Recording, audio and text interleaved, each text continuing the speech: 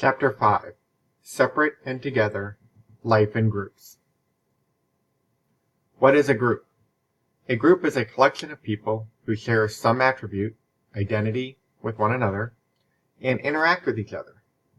Social groups provide the values, norms, and rules that guide people's lives. These criteria are very important.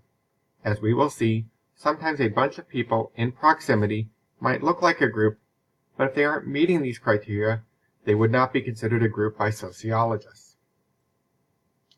What is a group? Unlike a group, a crowd is a temporary gathering of people in a public place, whose members do not identify with each other and will not remain in contact. A crowd is one example of an aggregate, a collection of people who share a physical location but do not have lasting social relations. Although the terms group and crowd are often used interchangeably in society, you can see they are actually quite different from one another. For example, if you see a bunch of people in the cafeteria waiting in line for lunch, you would likely consider them a crowd rather than a group. You will likely see an aggregate at an airport or in line for a ride at a theme park. You may also see an aggregate in front of a car accident or other event because people tend to gawk at an unusual sight. Think of a time when you have been in an aggregate. Looking back on the experience, how do you know it was an aggregate and not a crowd or a group? What is a group? Primary groups usually involve the most face-to-face interaction and cooperation and the deepest feelings of belonging. Secondary groups are larger and less personal. They are usually organized around a specific activity or task. Primary groups. We tend to express a full range of emotions in our primary groups. We wouldn't necessarily be comfortable expressing all of our emotions to just anyone, but our primary groups are intimate and we have a deeper bond than with other groups, which typically allows us to be more open. In these groups, we are closely associated with the other members, such as family and friends. Secondary groups. We usually don't feel a strong emotional tie to our secondary groups. We may share an interest or common goal, but we rarely have deep feelings of belonging with these people. Classmates sometimes may be an example of a secondary group, or coworkers may also fit into this category.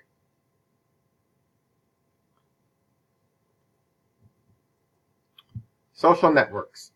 A social network is the web of direct and indirect ties connecting an individual to other people. You and your family, friends, peers, colleagues, teachers, and coworkers constitute your social network.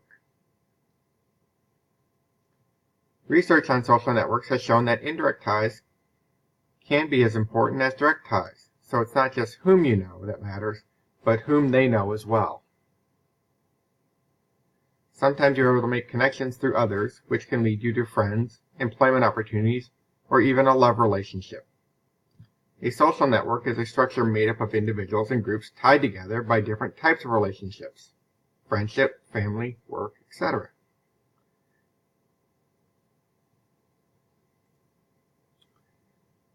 Separate from groups. Anomie. Since groups provide values, norms, and rules that guide people's lives, is it possible that the modern world makes people disconnected from their groups and creates feelings of anomie or normlessness?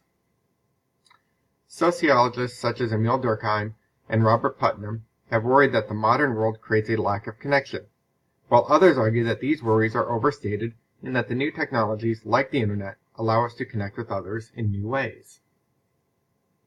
Group dynamics. Group dynamics are the patterns of interaction between groups and individuals. This includes the ways groups form and fall apart, influence members. Adding or subtracting just one person from a group can completely change the group dynamics. You might be able to think of a class that you've had in which there was a student who had a really unique personality, which could be good or bad. What was that class like when that student was absent? Not having that student would change the class dynamic. Group dynamics. A dyad is the smallest possible social group, 2 members. It is unstable because of the small size. If one person leaves the group, it ceases to exist. A triad, a 3-person group, is more stable than a dyad. Conflicts between two members can be mediated by the third.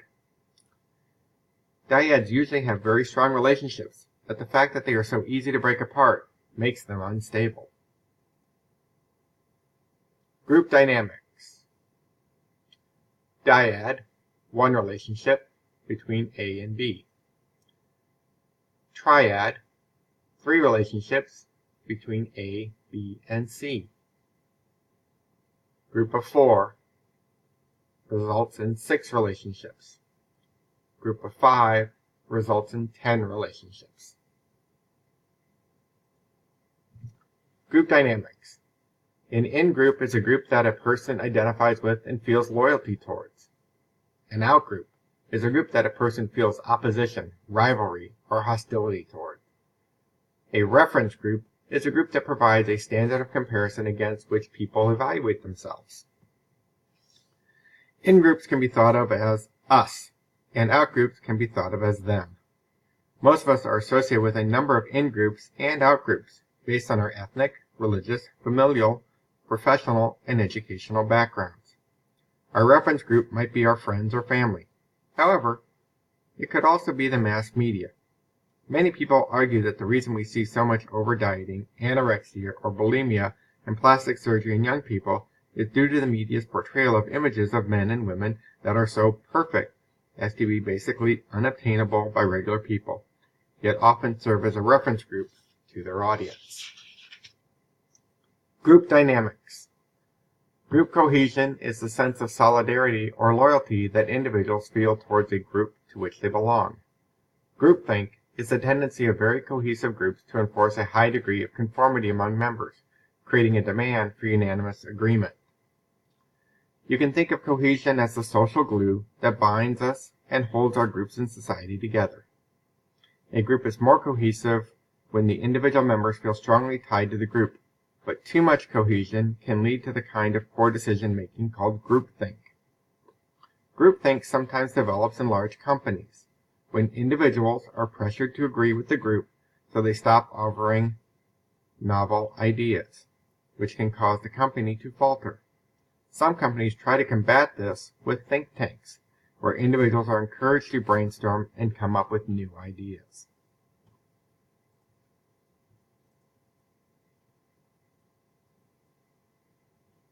Social influence. Peer pressure. Social influence, peer pressure, is the influence of one's fellow group members on individual attitudes and behaviors.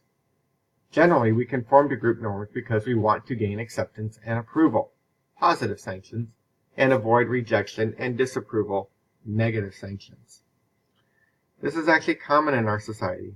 People feel pressure to fit in, and they often follow popular trends or go along with the ideas of friends as a result. Adolescents in particular often feel tremendous pressure to fit in and sometimes make choices that aren't in their best interest, because they are influenced by others. It is fairly common to hear stories in the news about teens who get into trouble. How often is this attributed to peer pressure? Types of conformity. Compliance, the mildest form of conformity. Actions to gain reward or avoid punishment. Identification, conformity to establish or maintain a relationship with a person or group. Internalization, the strongest type of conformity. An individual adopts the beliefs or actions of a group and makes them his or her own. Examples. You're in a car with friends and they turn on the radio. The band that's playing is awful, but all of your friends sing along. They ask you if you like the song and you reply, "Yeah, this is great," even though you don't like it. You show compliance to fit in. Later, you and your friends go to the mall and you buy a t-shirt from the band that you heard in the car. While you didn't really like the music, the fact that you have the shirt means that you're exhibiting identification to fit in and be even closer to your group of friends. After several weeks, one day you turn on the radio and much to your surprise, you find yourself singing along to that band that you didn't like. You've used internalization to make the group norms your own. Teamwork. A group almost always outperforms an individual, but rarely performs as well as it could in theory. A group's efficiency usually declines as its size increases because organizing takes time and social loafing increases with group size. Social loafing means that as more individuals are added to a group responsible for a task, each successive addition contributes a little less. Furthermore, the more people become involved, the harder it will be to discern individual effort. If it is impossible for any single person to receive credit or blame, motivation usually will suffer. Teamwork. Group leaders can increase efficiency by recognizing individual effort or by increasing members' social identity, the degree to which they identify with the group. Qualities of leadership: power, authority, and style. Power is the ability to control the actions of others. It includes coercive power, backed by the threat of force, influential power, supported by persuasion. What type of power is the most effective and why? Qualities of leadership: power, authority, and style. Max Weber identified 3 types of authority found in social organizations. Traditional authority is authority based in custom, birthright, or divine right, and is usually associated with monarchies and dynasties. An example of traditional authority is a king or other monarch who is born into that role. Qualities of leadership: power, authority, and style. Legal rational authority is authority based in laws, rules, and procedures. Charismatic authority is authority based in the perception of remarkable personal qualities in a leader. A police officer has legal rational authority. Martin Luther King Jr., Mahatma Gandhi, and Mother Teresa could be considered charismatic leaders. Qualities of leadership: power, authority, and style. Instrumental leadership is task or goal-oriented. An instrumental leader is less concerned with people's feelings than with getting the job done. An expressive leader is concerned with maintaining emotional and relational harmony within the group because this will lead to a positive work environment and improve productivity. We often view leadership styles through the lens of gender, expecting women to be more expressive and men to be more instrumental. People are sometimes surprised or even upset when those expectations aren't met. An expressive leader demonstrates interest in group members' emotions as well as their achievements. Bureaucracy. Bureaucracy, a type of secondary group designed to perform tasks efficiently. Bureaucracies are impersonal but efficient, and they provide many basic necessities. George Richter coined the term McDonaldization to describe the spread of bureaucratic rationalization and the resulting increase in both efficiency and dehumanization. Max Weber identified 6 characteristics of bureaucracies: specialization, technical competence, hierarchy, rules and regulations, impersonality, formal written communication. Richter stated that many institutions in our society now operate much like a fast food restaurant, focusing on efficiency, calculability, predictability, and control. Strength of weak ties. Job networking. The kinds of people you know can determine your next job. Ties or contacts become a key method to network and reach a higher status. Strong or weak. Strong ties are people you are close with, such as relatives, good friends, and mentors. Weak ties are acquaintances.